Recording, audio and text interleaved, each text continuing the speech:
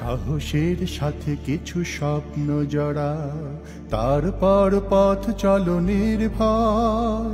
আধারের ভাঁজ কেটে আসবে বিজয়, সূর্যের লগ্ন সে নিশ্চয়। ওই বামপন্থী সিপিবি আওয়ামী লীগের লোকেরা তাদের উপরে ভর করে দেশে একটি অস্থিতিশীল পরিস্থিতি সৃষ্টি করার পায়তারা করতেছে। আমরা বলবো, তোমাদের সবচাইতে বড় ওস্তাদ যে ছিল, শয়তানদের শয়তান যে ছিল, ওই শেখ হাসিনাকে এই দেশের ছাত্র জনতা বিদায় করে দিয়েছে। আর তোমরা আবার নতুন করে পায়তারা করতেছ। তোমাদেরকে একদম আন্ডা বাচ্চা সবগুলোকে বাছাই করে আইনের আওতায় নিয়ে এসে ন্যায় বিচার নিশ্চিত করা হবে ইনশাআল্লাহ। দেশের যে শিক্ষা ব্যবস্থা আছে, সেই শিক্ষা ব্যবস্থার মধ্যে নৈতিকতা নাই, মানুষের নীতি নৈতিকতা শিক্ষা নাই, মানুষের আল্লাহর প্রতি ভয় নাই, আখিরাতের জবাবদিহি নাই, যে কারণে আজকে চুরি, ডাকাতি, ধর্ষণ, লুণ্ঠন এগুলো বৃদ্ধি পাচ্ছে। এগুলোর থেকে বাঁচতে হলে ফিরে আসতে হবে কোথায়? কোরআনের কাছে আসতে হবে। আসসালামু আলাইকুম ওয়া রাহমাতুল্লাহি ওয়া বারাকাতুহু। সম্মানিত ভাই সব, আমরা মহান আল্লাহর নির্দেশে সমস্ত দিন রোজা রেখেছি, অর্থাৎ পানাহার থেকে বিরত থেকেছি। আমাদের মন যা চেয়েছে সেটা আমরা করি নাই, আমাদের নফস যেটা বলেছে সেখান থেকে বিরত থেকেছি। কারণটা কি? কারণটা হলো আল্লাহর নির্দেশ। আল্লাহ আমাদেরকে বলেছেন, তোমরা এই একটি মাস রোজা রাখার জন্য নির্দেশ দিলাম। অতীতেও তোমাদের মতো অন্য অন্য নবী রাসূল যারা এসেছিলেন তাদেরকেও এই ধরনের আমি নির্দেশ দিয়েছি। এর মধ্য থেকে তোমরা যারা সঠিকভাবে সিয়াম সাধনা করবে তারাই তাকওয়ার গুণে গুণান্বিত হতে পারবে। প্রিয় ভাই এবং বন্ধুগণ, সেই তাকওয়া অর্জনের জন্য আমরা এই রোজা রাখি। রাসূলুল্লাহ সাল্লাল্লাহু আলাইহি ওয়াসাল্লাম বলেছেন, তাদের শুধুমাত্র না খেয়েই থাকা হবে, রোজার কোনো ফায়দা পাবে না যারা রোজা রেখে মিথ্যা কথা বলে। অর্থাৎ মিথ্যা যারা বাদ দিল না, তাদের রোজা রেখে কোনো লাভ হবে না। রোজা রাখলো কিন্তু পরনিন্দা করলো, অপরের ফাঁকি দিল, এইটা কিন্তু রোজার হক আদায় হলো না। আমাদের প্রিয় নবী বলেছেন, ঈমান এবং ইহতিসাবের সাথে যদি রোজা রাখো, আল্লাহ তোমার ইফতারের সাথে সাথে গুনাহ খাতা মাফ করে দিবেন। সুবহানাল্লাহ। প্রিয় ভাইয়েরা, সেই হিসাবে আমাদের আর মাত্র 20 থেকে 25 মিনিট সময় আছে, যে সময়ে আমাদের মালিক, আমাদের প্রভু, আমাদের রব, মহান মালিক পুরস্কার নিয়ে বসে আছেন। আমাদের ডিউটি শেষ হওয়ার সঙ্গে সঙ্গে পুরস্কার ঘোষণা করবেন। অর্থাৎ এই ইফতারির সময়ে আমরা যা দোয়া করব আল্লাহ সবগুলো দোয়া কবুল করবেন। সুবহানাল্লাহ। অর্থাৎ এই সময়ে আমাদেরকে একটা মাসুম হিসাবে, একটা সন্তান ভূমিষ্ঠ হওয়ার পরে যে ধরনের পুত পবিত্র হিসাবে বের হয়, ঠিক ওই রকম পুত পবিত্র হওয়ার একটা সুযোগ আমাদের আছে। আমরা যদি সঠিকভাবে এই সিয়াম সাধনা করতে পারি, ঈমান এবং ইহতিসাব, অর্থাৎ ঈমানের কথাটা আমরা বুঝি, গুরুত্বপূর্ণ 7টা বিষয়ে আমরা বিশ্বাসে স্থাপন করি। এরপরে ইহতিসাবটা কি জিনিস? ইহতিসাব হলো নিজের হিসাব করা।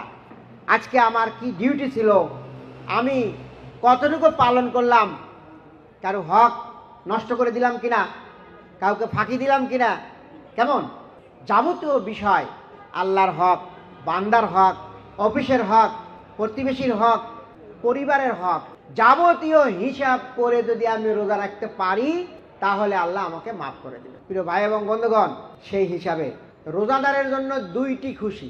কয়টা খুশি? 2টি খুশি। একটা দুনিয়াতে, আর একটা কোথায়? আখিরাতে। দুনিয়াতে হলো এখনই।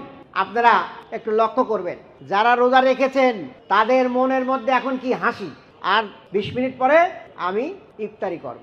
আর যারা রোজা রাখে নাই, সারাদিন যারা গোপনে গোপনে খানাপিনা করেছে, ওরা এখন কি কেমন লাগতেছে তাদের? তাদের মনটা কিন্তু খুবই খারাপ, চোর চোর ভাব, ঠিক আছে না? ঠিক আর একটা খুশি হলো, জান্নাতের ভিতরে আল্লাহ রাব্বুল আলামিন বলবেন, রোজাদারের পুরস্কার, আল্লাহ বলছেন আস-সাওমু লি, এই রোজা হলো আমার জন্য, এই পুরস্কার আমি নিজেই। বলেন সুবহানাল্লাহ। পুরস্কার কে? আল্লাহ নিজেই। অর্থাৎ আল্লাহর সাথে যে সাক্ষাৎ হবে সেইটা হবে আর একটা খুশি। কেমন? সেই খুশির কোনো পরিমাপ পরিসীমা নেই। দুইটা খুশির মধ্যে একটা খুশি অর্ধেক তো দুনিয়ায় পেয়ে গেলাম, আর একটা ইনশাআল্লাহ আখিরাতে জমা থাকলো। কি বলেন? অতএব আমাদের যে 15টা রোজা হয়ে গেল, ভুল ভ্রান্তি আল্লাহ মাফ করে দেন, আর বাকি 14 অথবা 15 যেটাই হোক আল্লাহ যেন সুন্দরভাবে করার তৌফিক দান করেন। প্রিয় ভাইরা, রাসূল সাল্লাল্লাহু আলাইহি ওয়াসাল্লাম বলেছেন, যারা রমজান মাস পেল নিজের গুনাহ খাতা মাফ করতে পারলো না, তারা কি ধ্বংস, অভিশপ্ত। আমরা যেন ওই অভিশপ্তের তালিকায় না পড়ি, আমরা যেন আল্লাহর সেই প্রিয় বান্দাদের তালিকায় যাই। সেই জন্য আমরা সবসময় কামনা করব, আল্লাহর কাছে দোয়া করব। প্রিয় ভাই এবং বন্ধুগণ, এই রমজান আমাদের কি শিক্ষা দেয়? এই রমজান এখন যদি কেউ আমাকে জোর করে যে তোমার রোজাটা ভাঙতে হবে, এখন রোজাটা ভাঙতে হবে, আমি কয়েকদিন আগে, যে 2 দিন আগে একটা দেখলাম, অন্য প্রসঙ্গে একটু কথা বলি। বর্তমানে যে অন্তর্বর্তীকালীন সরকার, তারা রাষ্ট্র পরিচালনা করতেছে, অনেকটা গুছাই নিয়ে আসছে না? কি বলেন? স্বৈরাচারী হাসিনা যখন তিনি দেশ থেকে পালালেন, তখন আলুর দাম কত ছিল? 80 টাকা। এখন কয় টাকা? 20 টাকা 25 টাকা, যেখানে যেরকম আছে আর কি। তাহলে পেঁয়াজের দাম গত বছর এই রোজার সময় কত টাকা ছিল? এখন কয় টাকা? 30 টাকা। তাহলে এই সরকার ভালো না খারাপ?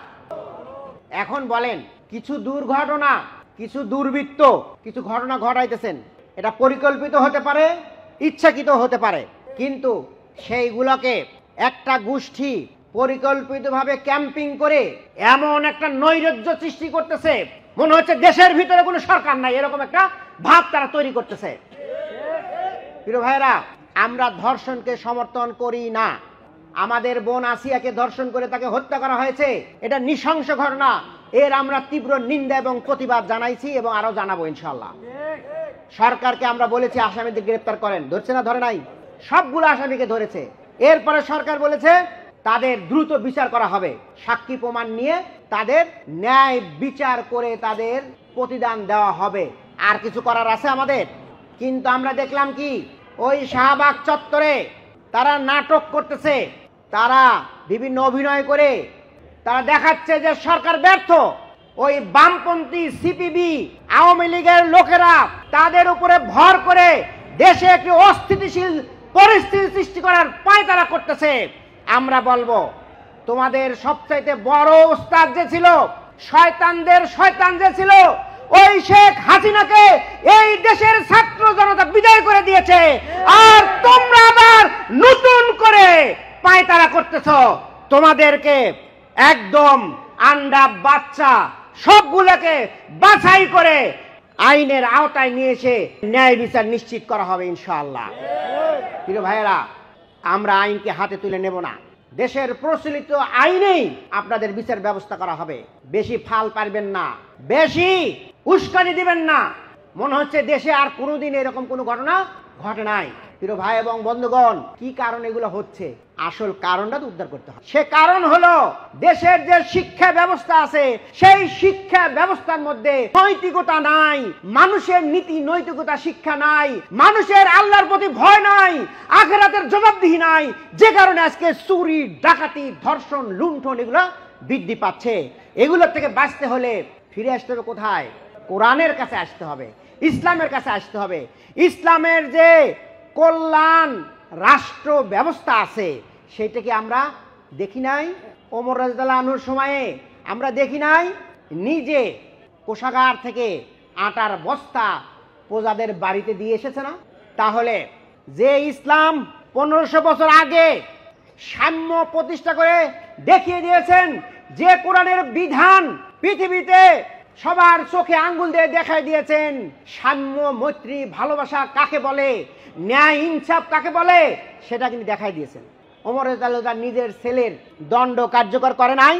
আমাদের এই ফ্যাসিস্টরা কি করে? নিজের ছেলের নামে, বইয়ের নামে, মেয়ের নামে, জামাইয়ের নামে, সবার নামে চুরি করেন। আর আমার নেতা হযরত ওমর রাদিয়াল্লাহু আনহু, তার যখন ছেলে অন্যায় করেছে, তার শাস্তি কাজী দিয়েছে, নিজে দণ্ড কার্যকর করেছেন। ইসলামের বিধান হলো এরকম, ইসলামের সৌন্দর্য হলো এরকম, কোরআনের সৌন্দর্য হলো এরকম। আর আল্লাহ এই যেই বলেছেন যে তোমরা কোরআনের কাছে ফিরে আসো। আমাদের ছাত্ররা জীবন দিয়ে যে আন্দোলনটা করলো, তাদের মধ্যে কি কথা ছিল? তাদের তিনটা দাবি ছিল, তিনটা। খেয়াল করছেন আপনারা? এক নাম্বার ছিল কি? নারায়ে তাকবীর, আল্লাহু আকবার। আর একটা ছিল কি? উই ওয়ান্ট জাস্টিস, আমরা ন্যায় বিচার চাই। আর একটা ছিল কি? ঢাকা না দিল্লি। কোনটা চান আপনারা? ঢাকা না দিল্লি? ঢাকা। এই তিনটার সমষ্টি কি হয়? ইনসাফ কোথায় আছে? ওয়ান জাস্টিস কোথায় আছে? কোরআনে আছে। অর্থাৎ নারায়ে তাকবীর, আল্লাহু আকবার, উই ওয়ান্ট জাস্টিস, এই সবগুলোর অর্থ দাঁড়ায় হলো ইসলামের বিজয়। কোরআনের বিধান অনুযায়ী ইসলামের কল্যাণ রাষ্ট্র যদি প্রতিষ্ঠা করা যায় তাহলে শ্রমিকের বিজয় হবে। হবে কিনা বলেন? মেহনতি মানুষের বিজয় হবে, ওই সচিবালয়ের সচিবের বিজয় হবে, এমপিদের বিজয় হবে, মন্ত্রীদের বিজয় হবে। আর আল্লাহ সেই কথাটাই বলছেন, এই সেই রমজান মাস যে মাসে আমি কোরআনকে নাজিল করেছি। শাহরু রমজান উনজিলা ফীহিল কোরআন হুদাল লিন-নাস ওয়া বায়িনাতিন মিনাল হুদা ওয়াল ফুরকান।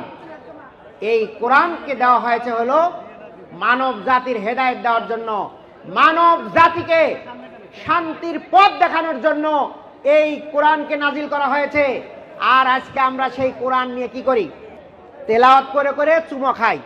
প্রিয় ভাইয়েরা, কোরআনের যে কল্যাণ রাষ্ট্রের ধারণা আছে, কোরআনে যে মানুষের ন্যায় ইনসাফের কথা আছে, সেইগুলো যদি আমরা এই সমাজে জারি করতে পারি তাহলে শুধুমাত্র সমাজ থেকে এই ধর্ষণ উঠে যাবে, সমাজ থেকে চাঁদাবাজি উঠে যাবে, সমাজ থেকে দুর্নীতি মুক্ত হবে ইনশাআল্লাহ।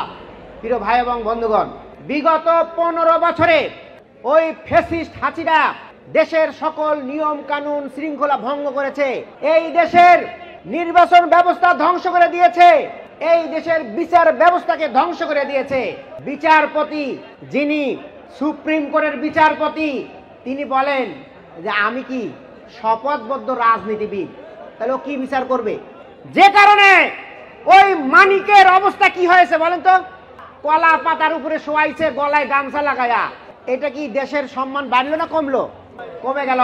প্রিয় ভাই এবং বন্ধুগণ, যদি আমরা কোরআনের বিধান রাষ্ট্রে কায়েম করতে পারি, ওই মানিকের মতো বিচারপতি আর সুযোগ পাবে না। ওই সালমান এফ রহমান, যাকে ভণ্ড দরবেশ বলা হয়, যে একবার দাড়ি রাখে আবার দাড়ি কাটে, এই ভণ্ডদের মতো ব্যবসায়ীদের ঠিকানা বাংলাদেশে আর হবে না ইনশাআল্লাহ।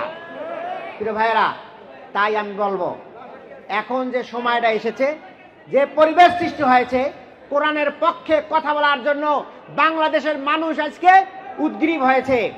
তাদের বক্তব্য হলো, বাংলাদেশের মানুষের বক্তব্য, আমরা সকল দল দেখেছি, এবার আমরা দেখতে চাই ইসলামের বিধান অনুযায়ী, ইসলামের কল্যাণ রাষ্ট্রের থিওরি অনুযায়ী যারা দেশ চালাবে সেই জাতীয় মানুষ যেন ক্ষমতায় আসে, সেই জন্য জনগণ উন্মুখ হয়ে আছে। আর এই কারণে আর একটা গোষ্ঠী তাদের মাথা খারাপ হয়ে যাচ্ছে। কি বলেন? তারা বলতেছেন এখনই নির্বাচন দেন, কোনো সংস্কার লাগবে না।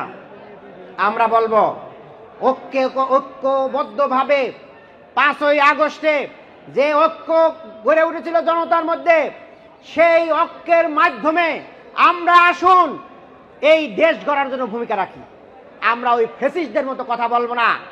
আমরা একটি টেকসই গণতন্ত্রের জন্য সবাই মিলে ঐক্যবদ্ধভাবে সংস্কার করে সুন্দর একটি নির্বাচনের ব্যবস্থা করি।